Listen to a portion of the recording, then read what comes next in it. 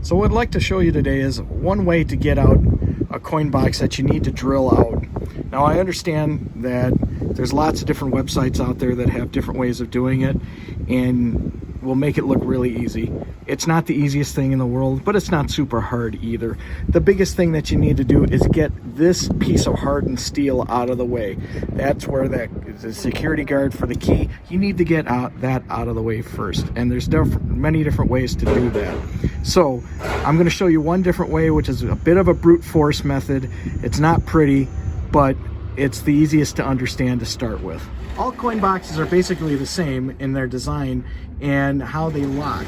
And what you want to understand is that they've all got these plates, the top, the bottom, that move out, sometimes on the sides as well, that will spread out, and that's what they catch on an edge, and that's what makes your coin box lock in place.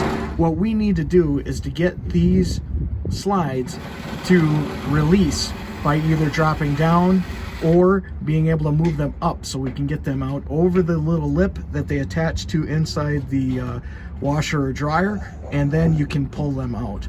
And there's many different ways to do that depending on what coin box that you're using.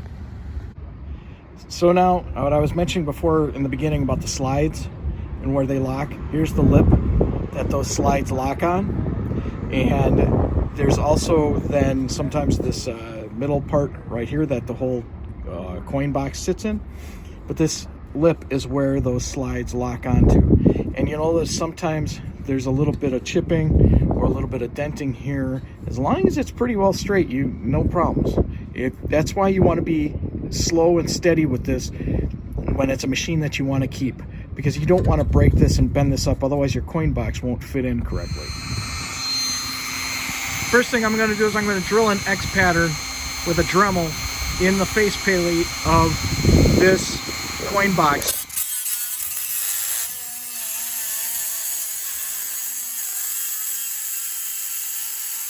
Remember, you're drilling metal, so take your time. You don't need to be super fast. You're not an arch criminal. You're a laundromat or a laundry room owner that needs to get in their coin box. So take it easy, take it slow. Make sure you wear the proper safety equipment. You definitely need safety glasses or a face mask, something, because you will get sparks and metal that come off. Be patient. Let the Dremel do the work. Don't force it.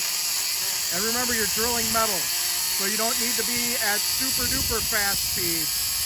Kind of a medium to lower speed on your Dremel will work best. Otherwise, all you're doing is wearing out your blades and creating a bunch of heat. Take your time. So what you do is you start cutting your crisscross pattern in an X, and you want to make sure that the cuts, notice how it goes all the way through. You don't want to have a cut where it's like this. You see how you've got just that kind of surface cut? You want to make sure that the cut goes all the way through, otherwise you're not going to be able to do what you need to be able to do very easily. So have it go all the way through. You don't want to have little tiny parts right here where it's cut, but it's not all the way through.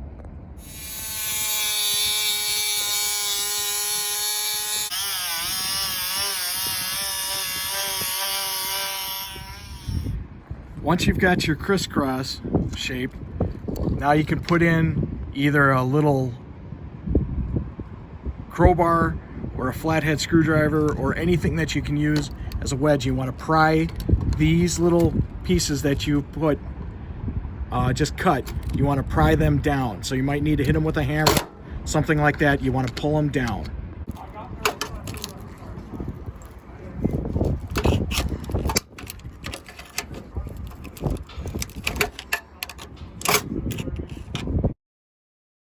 So now that you've pried these back, now that center hard ring that we were talking about earlier, that should be loose, and now you should be able to really start wrenching on this to get it out. Once again, you can use either a flathead screwdriver, a really good thick one, or if you've got a small pry bar, that works great too. Don't be afraid to use muscle on these things. Sometimes you got to widen it out a little bit more.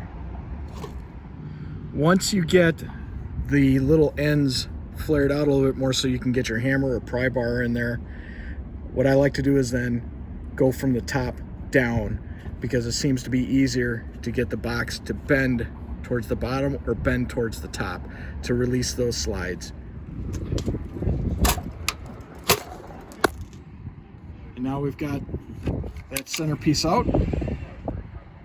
So now we just pry the heck out of it, yank it up and down, and see if we can get it out.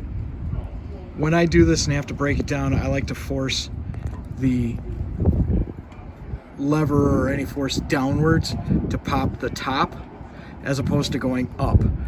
Someone did that on this side. You can see where it's a little bent on the frame there, and the bottom, because it's got this little reinforcement here, seems to be a little stronger a lot of times.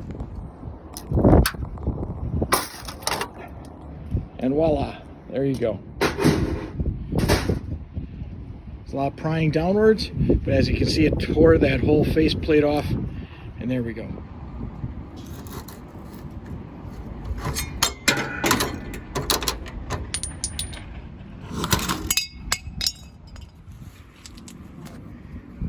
A lot of times when you get the faceplate off like I did on this one, you can also pry it back and forth and get this plate off. You gotta be patient. Sometimes you gotta pry it up, then pry it down, pry it up, pry it down. But you notice how moving forward, once again, we're just getting those slides out from around that lip so that we can pull the whole box out. Maybe even be able to see what I'm talking about, those plates back here with their screwdriver. You can sometimes move them out of the way with the screwdriver and then just pop the box out sometimes. So after prying up this end, like I say, sometimes when you get just the faceplate off, then you can just keep prying on both ends, and then eventually you get it out. Now sometimes at this stage your box will just pop out, or sometimes not.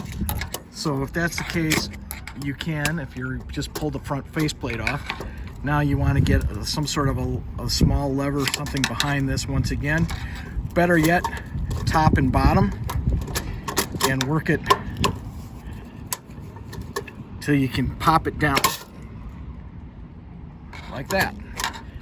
And basically you want one side to release, like what I'm doing here. I've gotten that all coming out.